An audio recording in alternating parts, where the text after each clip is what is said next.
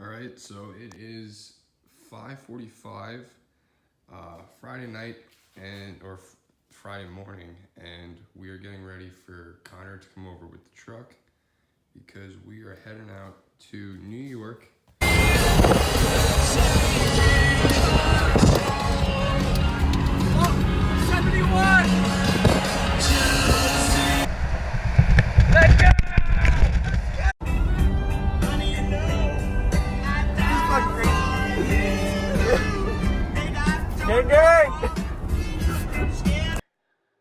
Hello! Welcome back to another Let's Ride USA commentary episode. It's been a while since the last one, but I promised it was worth the wait because we are now in upstate New York at Matt's uncle's cabin. We got this own little setup for the weekend, giving you guys a quick little tour of it. The cabin itself was awesome. It was out in the middle of nowhere, perfect for three of us. We were able to keep our bikes right outside, walk out the front door to this beautiful view every morning. And now while the cabin itself was awesome and I could have stayed there the whole time, the best part of the trip is the dirt biking.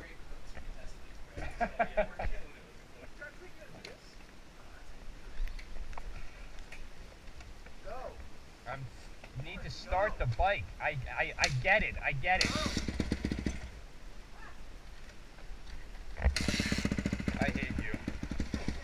Matt's yelling at me to start the bike because he wants to go, Connor wants to go, and I'm finishing buckling my boot. But we were all in a big rush to get out into these woods because we just drove like 4 hours to get here. Some of it was through the rain, so I was worried about our bikes the whole time. But anyway, we got here and we need to go and rip. We've waited way too long to do this. This is something we've been saying that we were going to do basically for the last 3 or 4 years, and every year we just haven't been able to do it. So now we're at the cabin and we're going to go explore. So the first section of trails we get to, we actually walked this path earlier, and we found that there was this little jutted out log that we thought we may be able to hop over. But when we walked this before, it wasn't raining, and the rain started to come down pretty hard during this ride, and that log was just way too slippery and at such a weird angle. So we decided we would try to go up, do a little off-trailing, kind of got to go up the side of this hill right here, and then now this part is tricky. You basically got to maneuver the bike between these like 3 trees, and this took way longer than it should have. This is where we spent most of the day. Not really, but it took a while. It took a while. So I'm trying my best to maneuver this bike through these super tight trees, and I have the branches getting stuck on the GoPro. That is so annoying, by the way. My GoPro gets caught on these branches every single time I ride. I need to get like a face mount or something like that. But anyway, I'm now just muscling the bike through this stuff because I'm growing a little bit impatient. I can tell Connor's growing impatient because whenever he revs uncontrollably, that means let's go.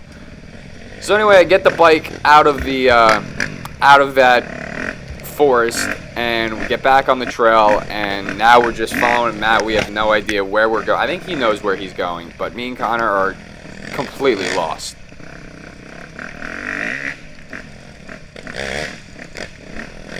Now, I really wish I would have replaced my back tire before I went on this ride because I was slipping all over the place. My back tire on the 250 is pretty bald.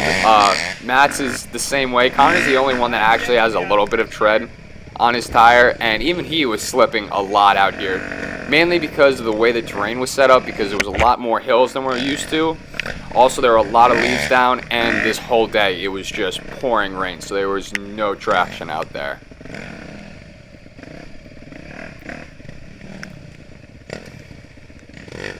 Yep, here's some more of these wet logs that just barely made it over. I could tell my back tire was just slipping on that thing. That's what I hate. I hate when I go over a log and I think I got it good, but then my back tire catches that wet log and just spins and the bike comes out from underneath me. It's not fun. It's not a good time, but luckily we didn't have any of those instances out here.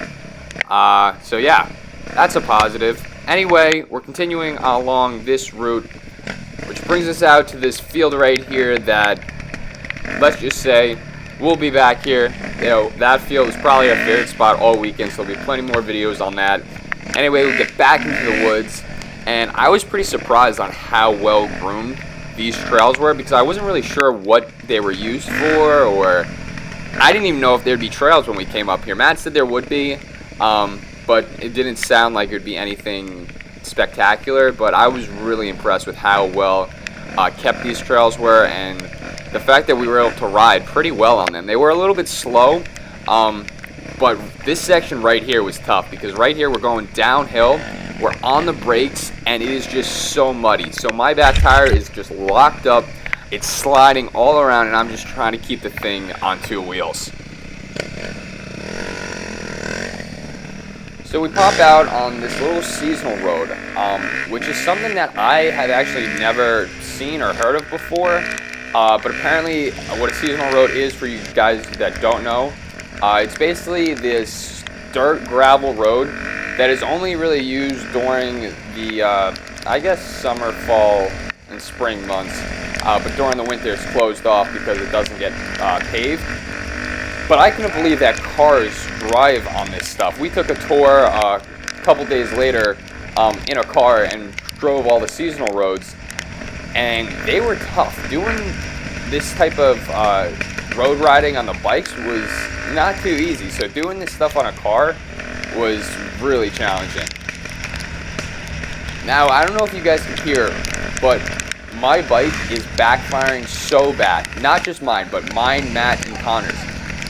If you just listen to it, they are just pop, pop, pop. And when we first got out there, I was like, oh no, what's wrong with my bike? I thought something happened, and I started to panic.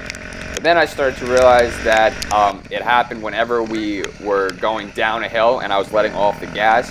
So could be just elevation change because these bikes are carbureted, or some other issue, but it really wasn't that big of a problem. It sounded pretty cool. So we come up to the end of the seasonal road, decide to turn around, and basically just follow it for a little bit until it brings us back out into the trail.